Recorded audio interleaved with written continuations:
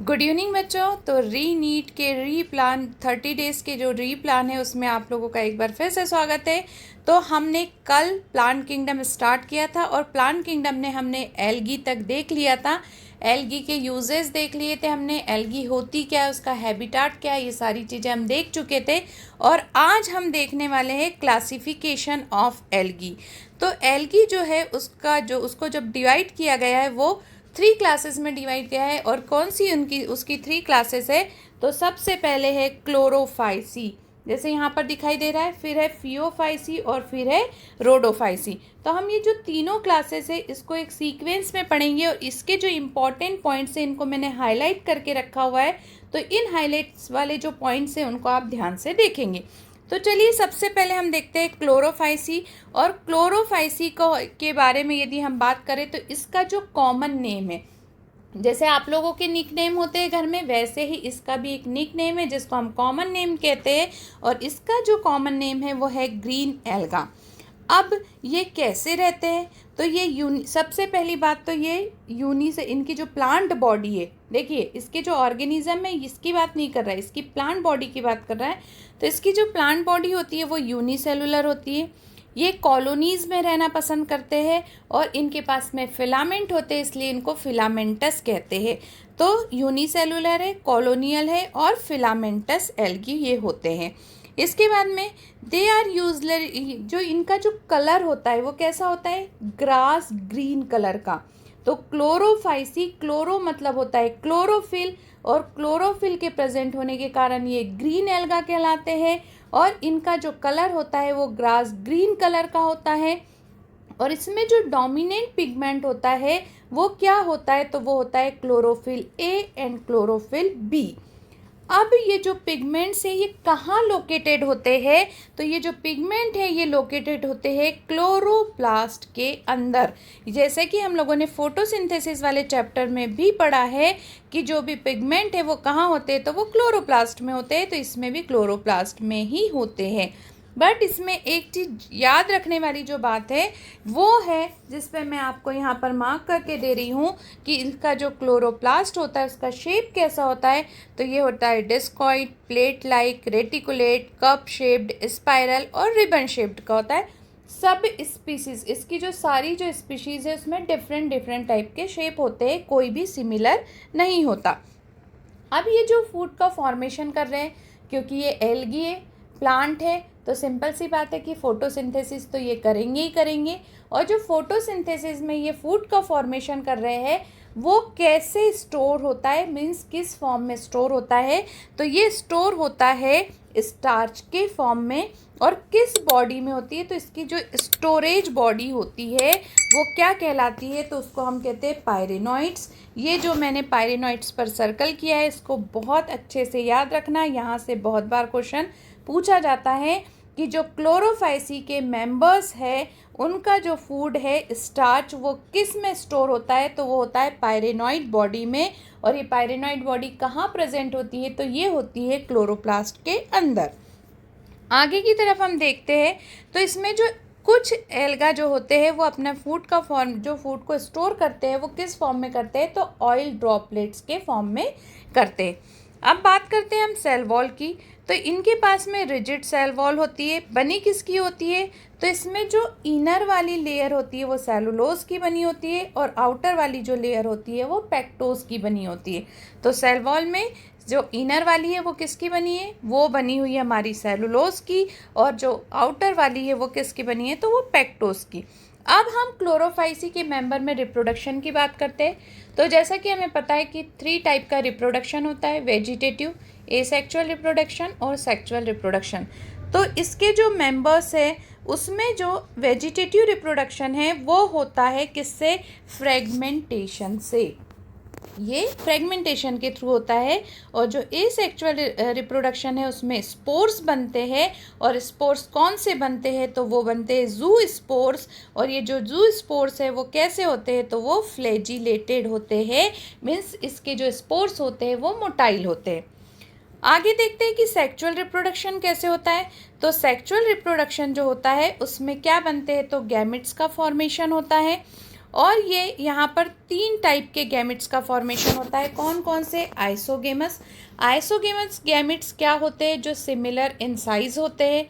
Anisogamous जो dissimilar in size होते हैं।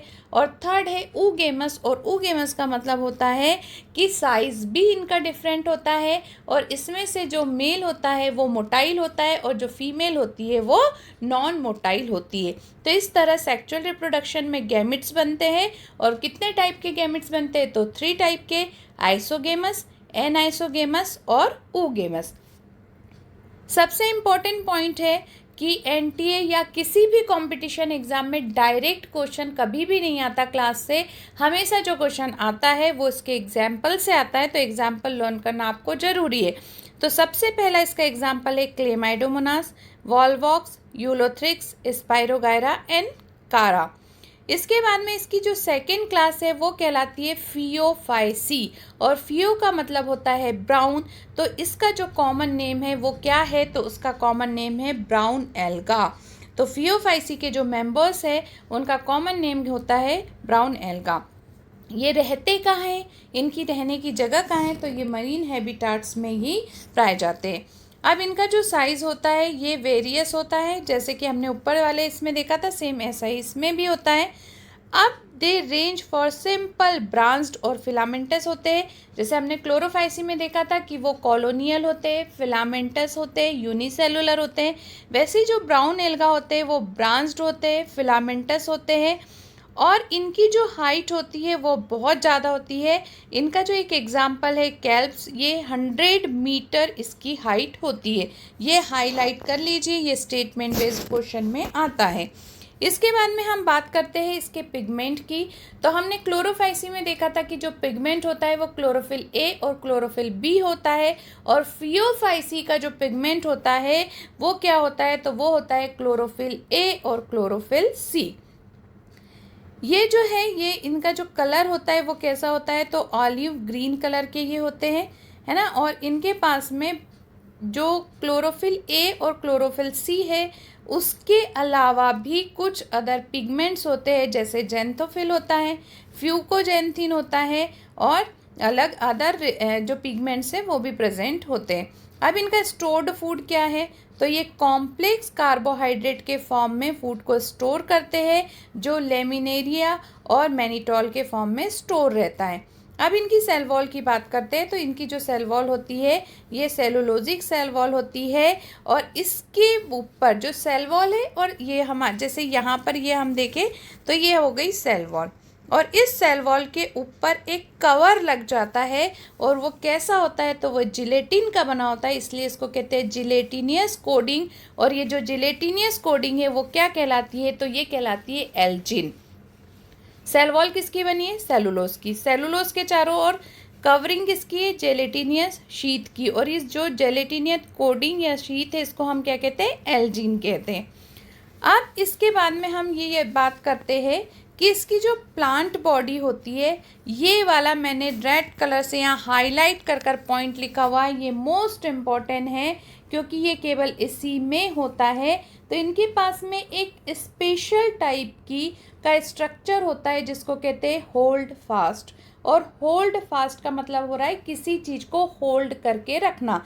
तो ये क्या करते हैं कि इनकी जो बॉडी है इसको नीचे सबस्ट्रेटम मतलब ज़मीन के साथ में होल्ड करके रखते हैं, इसलिए इनके पास में जो स्ट्रक्चर होता है वो क्या कहलाता है? तो उसको हम कहते हैं होल्ड फास्ट।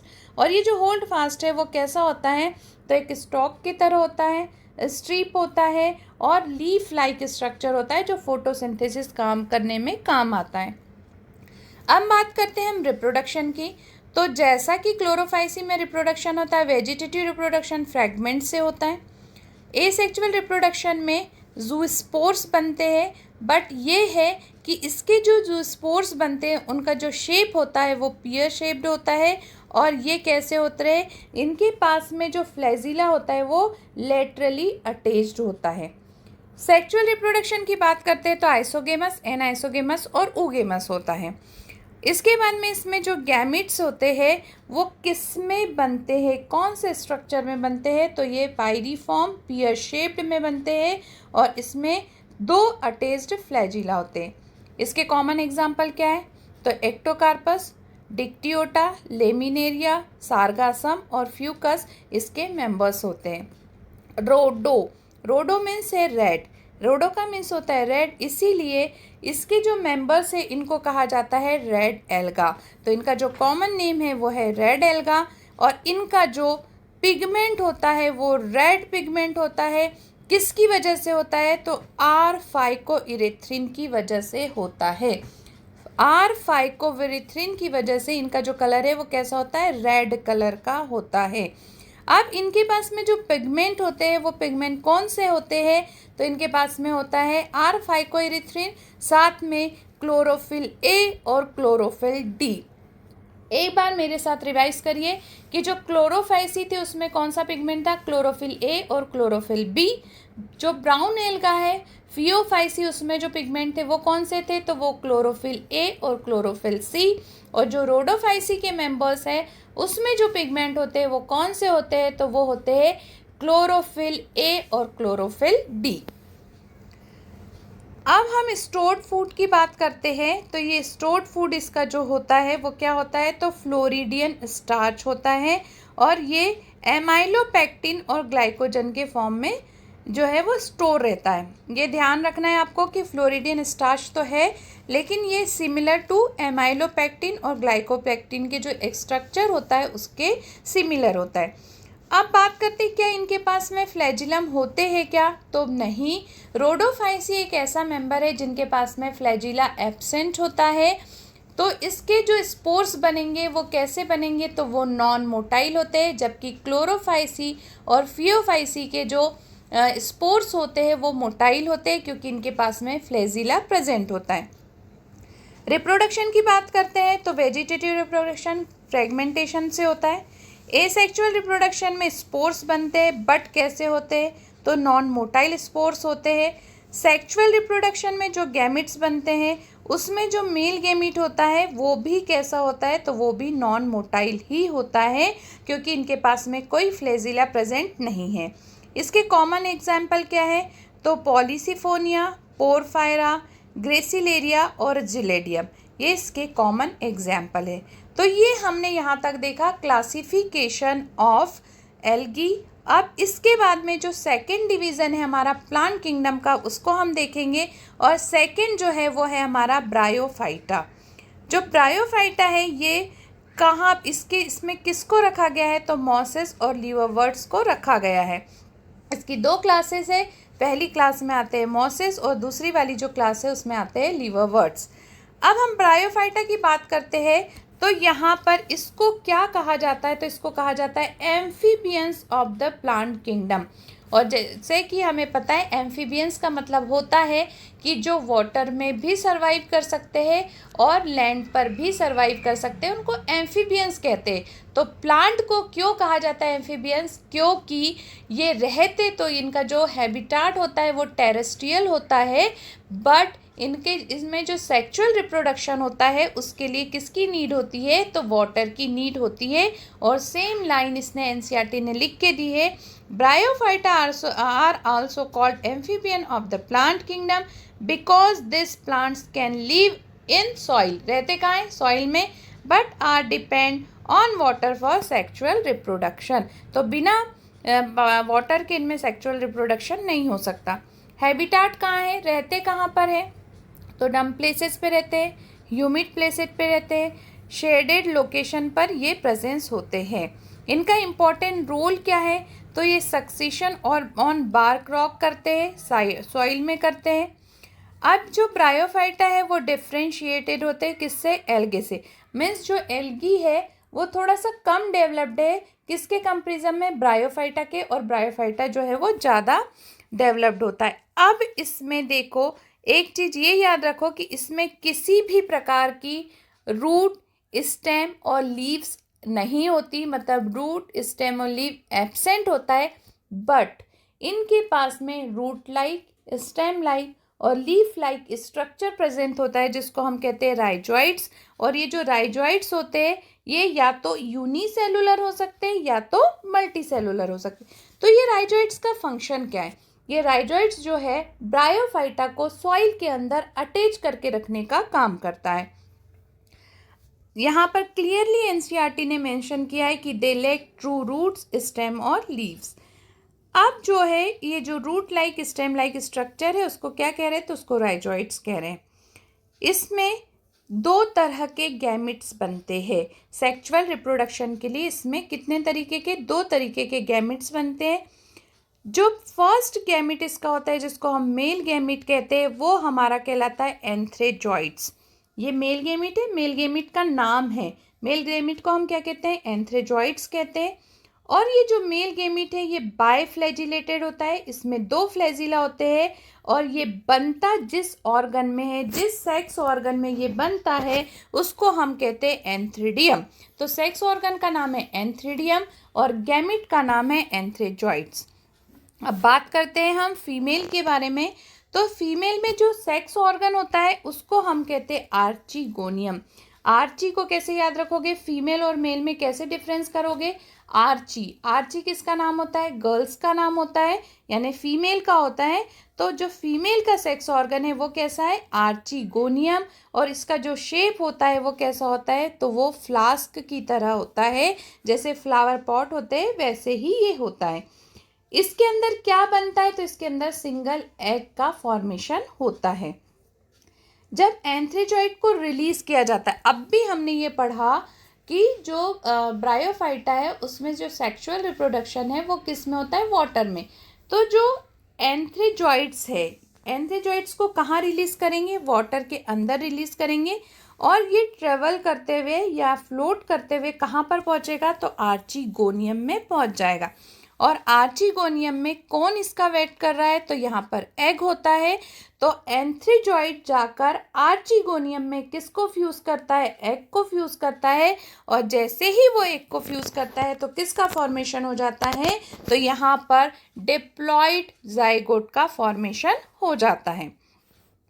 इसके बाद में ये जो डिप्लॉइड हमारे पास में जाइगोट बना है, ये जाइगोट हमें क्या बना कर देता है, तो ये मल्टी सेलुलर बॉडी बना कर देता है जिसको हम कहते हैं स्पोरोफाइट। तो सबसे पहले इसमें क्या बनते हैं, गैमिट। गैमिट से क्या बनता है, फिर स्पोर्स बनते हैं। इसलिए एक चीज़ और यहाँ पर ध्यान से बहुत अच्छे से याद रख लो कि ब्रायोफाइटा की जो मेन प्लांट बॉडी है वो गैमेटोफिटिक यानी हैप्लॉइड होती है। तो ब्रायोफाइटा की जो मेन प्लांट बॉडी है वो कैसी है, वो गैमेटोफिटिक है। और गैमेटोफिटिक होने के साथ डिप्लॉइड है या हैप्लॉइड है, तो ये हैप्लॉइड होती है।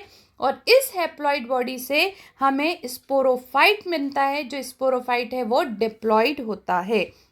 अब देखते हैं एनसीईआरटी हमें क्या बता रही है। तो इसने ये बताया कि भाई इसके पास में दो चीज़ें, दो चीज़ क्या है, एक है ये स्पोरोफाइट और दूसरा है ये गैमेटोफाइट।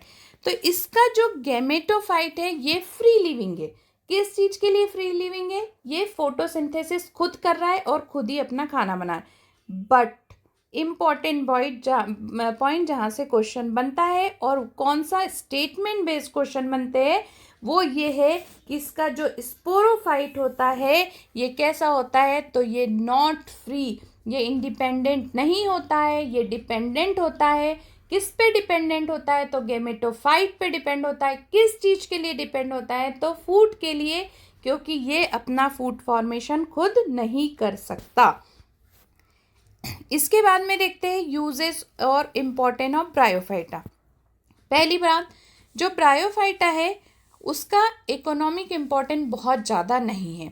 और एनसीईआरटी हमें एक लाइन लिख कर देती है और वो ये लिख के देती है कि bryophyta is generally are of little economic importance but larger important in ecology. तो जो इकोलॉजी में इसका बहुत बड़ा रोल है, जबकि इकोनॉमिक इससे हमें कोई बेनिफिट नहीं होता।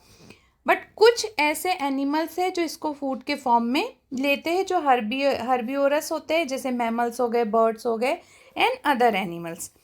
अब इसका एक बड़ा इम्पॉर्टेंट पॉइंट है, मतलब इसका जो एग्जाम्पल है जो मॉसेस में आता है उसका नाम है स्फेग्नम। ये स्फेग्नम क्या करता है, एक पिट का फॉर्मेशन कर लेता है। पिट मतलब होता है ढेर। अब ये बहुत सारे ऐसे जमा होकर एक ढेर के फॉर्म में इकट्ठा हो जाता है और इसी पिट का जो यूज़ है वो हम किसके फॉर्म में करते हैं, तो फ्यूल के फॉर्म में करते हैं। साथ ही साथ में ये जो स्फेग्नम का फर्स्ट काम क्या है कि ये पिट का फॉर्मेशन करता है, और इस पिट को हम किस में यूज़ करते हैं, तो फ्यूल के फॉर्म में यूज़ करते हैं। सेकंड इसका यूज़ क्या है, तो ये इसके पास में बहुत अच्छी वाटर होल्डिंग कैपेसिटी होती है, इसलिए जो भी लिविंग मटेरियल है उसको हमको यदि ट्रांसपोर्ट करना है या ट्रांस सप्लीमेंट करना है, तो उसमें पैकेजिंग के लिए हम किसका यूज़ करते हैं, तो उसमें हम स्फेग्नम का यूज़ करते हैं।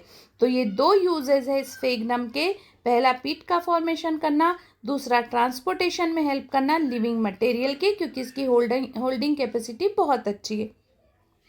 अगला काम ये क्या करते हैं, तो ये जैसे कि मैंने अभी ऊपर आपको बताया था, mosses along with lichens are the first organism of colonial rocks का जो फॉर्मेशन है वो कौन कर रहा है, तो वो ब्रायोफाइटा कर रहा है। और इसमें ऊपर दिया हुआ था कि इकोनॉमिकल यूज लेस है बट ग्रेट इकोलॉजिकल इम्पोर्टेंस। और आप PYQs में देख लीजिए, हर 1 या 2 साल छोड़कर ये वाला क्वेश्चन स्टेटमेंट बेस्ड क्वेश्चन बनता है। ये बहुत अच्छे डिकम्पोजर होते हैं, साथ ही साथ में ये रॉक का भी फॉर्मेशन करते हैं और substitute growth of higher plant के ग्रोथ करने में ये अपना इम्पोर्टेंट रोल प्ले करते हैं। Since mosses from dense mat, एक ये सॉइल के ऊपर एक डेंस मेट बना लेते हैं। इससे क्या होता है कि जो रेन वाटर होता है, इससे जो सॉइल का प्रिवेंट हो रहा है, इरोशन जो हो रहा है वो रुक जाता है। तो ये इस तरह से यहाँ पर हमारी जो रेत है उसको बहने से रोक देते। अब ब्रायोफाइटा में हमने ब्रायोफाइटा को कौन सी 2 क्लासेस में डिवाइड किया है, तो इसकी 2 क्लासेस है, एक है लीवरवर्ट और एक है मॉसेस। तो आज हमने इस वीडियो में क्या समझा, तो हमने देखा क्लासिफिकेशन ऑफ एल्गा, और साथ ही में हमने देखा ब्रायोफाइटा की मेन प्लांट बॉडी कैसे है, रिप्रोडक्शन इसमें कैसा होता है, इसका इकोलॉजिकल यूजेस क्या है। अब इसकी जो 2 क्लासेस है वो हम कल वाले वीडियो में पढ़ेंगे, और इसी के साथ में हम क्या पढ़ेंगे, तो इसी में हम पढ़ेंगे टेरिडोफाइटा, और बस इसके बाद हमारी एक और क्लास बच जाएगी जिम्नोस्पर्म, और ये हमारा चैप्टर कंप्लीट हो जाएगा। इसके बाद में हम नेक्स्ट टाइम इसका नेक्स्ट चैप्टर स्टार्ट करेंगे। तो इसी तरह के लेक्चर्स के लिए जुड़े रहिए हमारे किंगडम एकेडमी के चैनल से, और अपने 30 डेज़ की जो प्लानिंग है और जो हमारा प्लान है उसको पूरा कीजिए। तो मिलते हैं अब हम नेक्स्ट वीडियो में। चैनल को लाइक कीजिए और सब्सक्राइब कीजिए।